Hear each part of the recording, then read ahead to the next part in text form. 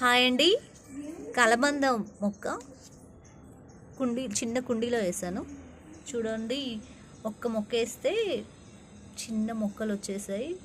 1 2 3. కలబంద బెనిఫిట్స్ ఏంటంటే, మనం ఇది కలబంద కట్ చేసుకొని ఈ ముళ్ళు తీసేసి దీని జెల్ని ఫేస్కి అప్లై చేసుకుంటే ఫేస్ గ్లో వస్తుంది. వీక్లీ వన్స్ అలా చేసుకోవచ్చు. సో అండ్ కలబంద దీన్ని జెల్ని తీసుకొని వీక్లీ వన్స్ హెయిర్కి అప్లై చేసుకుంటే మనకు హెయిర్ అనేది షైనీగా స్మూత్గా అవుతుంది. చాలామంది హెల్త్ కోసం తింటారనమాట అప్పుడప్పుడు.